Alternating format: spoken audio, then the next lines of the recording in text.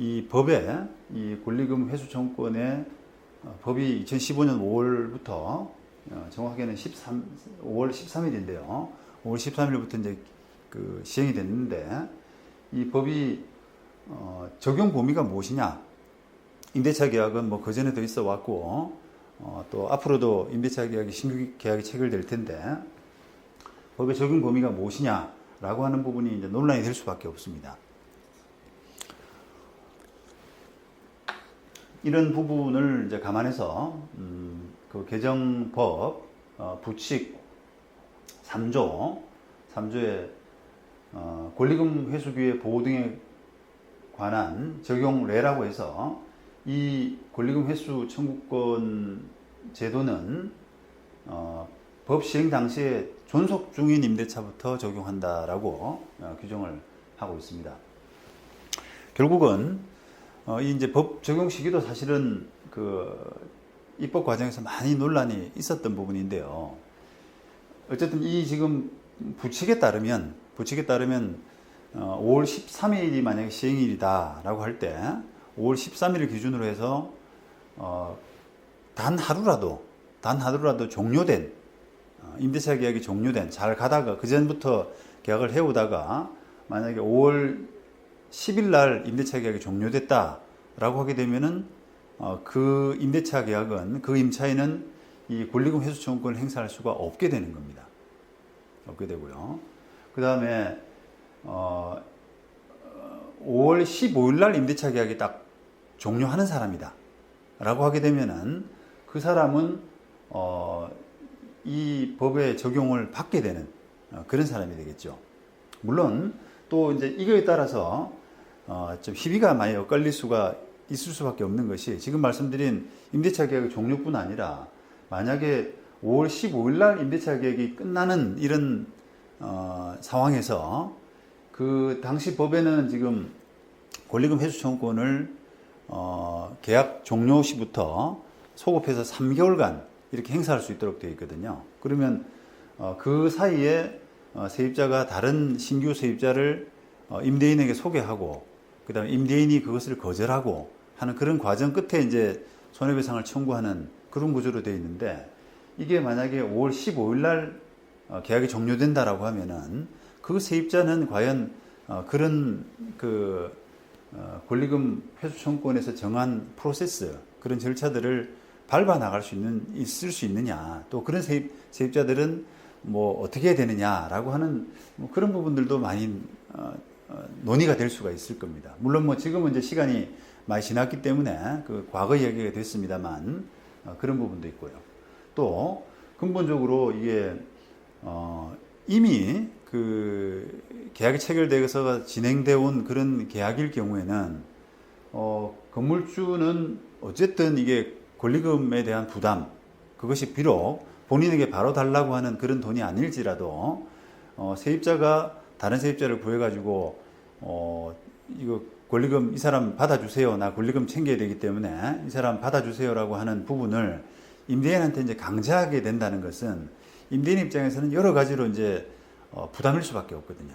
그런 자기의 건물에 권리금이 상당히 이렇게 붙어 있고 하면 나중에 본인이 원하는 방법으로 건물을 사용하고자 할 때 저항이 클 수밖에 없는 겁니다. 그래서 권리금을 가급적이면 없도록 좀 임대인 입장에서는 좀 그 부담이 없는 상황, 깔끔한 이런 상황을 원하는데 그런 그 부분을 염두에 두고 종전 임차인하고 뭐 권리금 인정하지 않는다라고 이렇게 계약을 하고 단속을 해왔음에도 불구하고 그게 어느 날 법이 딱 만들어지면서 그 적용 범위를 이 법 시행 당시에 존속 중인 임대차부터 적용한다라고 했기 때문에 그런 그 계약을 통해서 이미 그 권리금 부분을 인정하지 않는 이런 그 약속 이런 부분들이 이 법 때문에 결국은 어떻게 보면은 계약의 의미를 잃게 되는 따라서 임대인 입장에서는 다소 이렇게 이게 소급 입법이 아니냐. 나는 만약에 하더라도 이것을 새로 계약된 임대차부터 적용하는 것이 소급입법이라는 불이탈을 방지하기 위한 소급입법이라는 부분에서는 더 타당할 수 있다라고 하는 그런 비판들이 임대인 쪽에서는 나올 수밖에 없는 겁니다. 그런데 어쨌든 지금 이 법의 시행은 시행 당시 법 시행 당시 존속 중인 임대차부터 적용한다라고 규정을 해서 어쨌든 뭐 그렇게 우리가 해석을 해야 될 것 같습니다. 그리고 거기에 따른 적용이 필요한 거죠. 이 대구 고등법원 2017년 판결은 이 이제 법 적용을 받느냐, 이 권리금 회수 청구권의 적용을 받느냐라고 하는 그런 부분에 그 쟁점이 하나의 이제 쟁점으로 된 그런 사례인데요.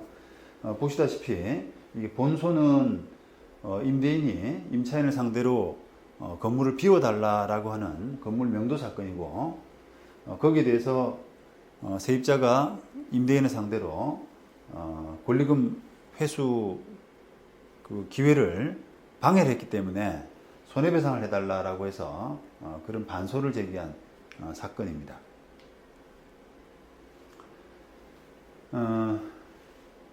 지금 이 피고가 결국 그 세입자가 되는데요. 피고하고 이 전소유자입니다. 전소유자가 2008년부터 임대차 기간을 2년으로 정해서 임대차 계약을 체결한 이후에 계속해서 이제 갱신해 오다가 원고 및 선정자, 이 아마 이제 여러 공동 소유자일 겁니다. 근데 소송은 뭐 선정자, 선정 당사자 이렇게 해서 그런 제도를 이용했기 때문에 표현을 좀 이렇게 되는데요. 어쨌든 임대인이라고 보시면 됩니다. 임대인이 건물 새로 된 임대인이 이 종전 소유자인 박모 씨로부터 건물을 사면서 임대인지를 포괄적으로 승계하는 대신에 매매 대금에서 임대차 보증금을 공제하기로 그렇게 했고요. 그 다음에 그 원고가 2015년 7월 2일 날 피고에게 이 임대차 계약이 7월 말일자로 종료됨을 이유로 해서 약국 그 점포에서 피고가 아마 약사로서 약국을 운영했던 모양인데요. 약국의 인도를 구하는 내용 증명을 발송을 했다. 이런 사건입니다. 자, 그런데 이게 과연 그 세입자의 권리금 회수 청구권이라는 부분이 적용이 될 수 있는 사안이냐라는 부분이 이제 논란이 됐는데, 이 사건 그 규정이라고 하는 것은, 보호 규정이라고 하는 것은 15년 5월 13일 시행된 시행일인 5월 13일 당시에 존속 중인 임대차부터 적용한다라고 규정을 하고 있다. 따라서 개정 상가임대차법이 시행된 5월 13일 당시에 이 사건 임대차 계약은 원 피고 간에 이렇게 존속 중이었기 때문에 피고는 다른 특별한 사정이 없는 한은 이 보호 규정의 적용을 주장할 수 있다. 이렇게 판단을 한 거죠.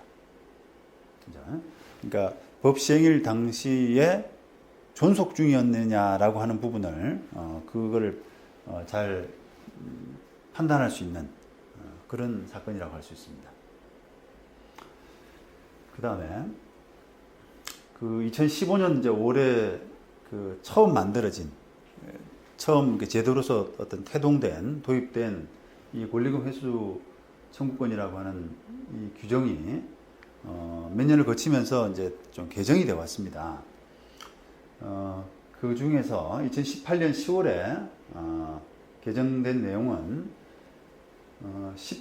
13조의 10조 4 1항의 개정 규정은 이 법 시행 당시 존속 중인 임대차에 대해서도 적용한다라고 해서, 형식은 어쨌든 이 법 시행 당시 존속 중인 임대차에 대해서 적용한다라고 해서 아까 5월달에 15년 5월달에 만들어진 그 적용 범위하고 지금 같은 거죠. 그러면 이 10조의 4 1항이 뭐냐라고 하게 되면은 임대인은 임대차 기간이 끝나기 6개월 전부터 임대차 종료 시까지 그 방해해서는 안 된다라고 하는 그런 규정인데, 예전에는 이게 6개월이 아니라 3개월이었어요. 3개월. 그러니까 세입자가 언제든지 나 권리금 다른 사람한테 넘길 테니까 받아줘요 라고 할 수 있는 이런 것이 아니라 계약 기간 만기부터 소급해서 3개월 사이, 그러니까 3개월이죠, 3개월. 3개월 사이에 그런 행위를 할 수 있다는 거죠. 그걸 또 임대인은 방해해서는 안 된다는 거고요. 근데 이런 법 제도를 처음에 시작했을 때는 3개월로 국한을 했는데 그게 조금 너무 짧다. 세입자를 구하고 그다음에 세입자와 교섭하고 그 세입자 교섭된 내용을 임대인한테 전달하고 임대인의 어떤 의사를 듣고 절충하고 하는 그런 일련의 과정들이 3개월 안에 진행되기에는 좀 너무 짧다라고 하는 그런 이제 비판이 제기됐는데 그런 비판들을 수용을 해서 18년 10월에 법 개정에 이제 반영을 했습니다. 그래서 이제 3개월을 더 늘려서 6개월이 됐던 거죠. 그래서 요 규정은 6개월부터 만기까지라고 하는 그 부분은 법 시행 당시 존속 중인 임대차에 대해서도 적용한다라고 해서 또 똑같이 그냥 기계적으로 그렇게 했습니다. 그래서 이 법이 2018년 10월 16일 날 이제 시행이 됐는데 그 당시에 존속 중인 임대차는 그냥 6개월 적용한다 이렇게 그냥 보시면 돼요. 기계적으로. 그게 만약에 아니다라고 하면은 아닌 것이고. 그 다음에 4조 권리금 적용 예외에 관한 적용례라고 해서 10조 5, 1호의 개정 규정을 이 법 시행 당시 존속 중인 임대차에 대해서도 적용한다라고 했습니다. 이게 10조 5, 1호가 뭐냐면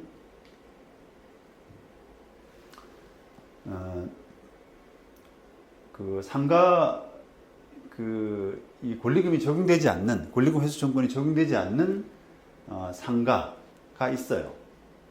보통은 이제 백화점 같은 이런 대규모 점포, 그 다음에 준대규모 점포라 그래서 우리가 큰 마트 같은 거 3,000제곱미터는 안 되지만 이런 대기업 계열사들이 운영하는 이런 그런 준대규모 점포 체인화된 그런 부분들입니다.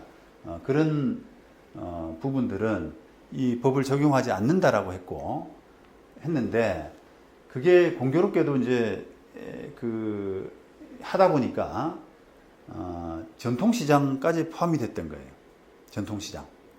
그러니까 전통시장 안에 세입자들은 권리금 회수 청구권을 주장하지 못하게 되는 그런 부분이 있어서 그것을 이제 법을 개정해야 된다라고 하는 논의가 비판이 있었기 때문에 그런 부분을 18년 10월에 바꿨던 겁니다.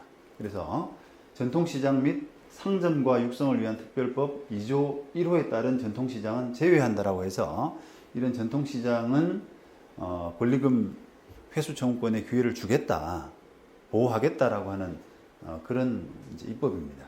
그런데 그 부분에 대해서는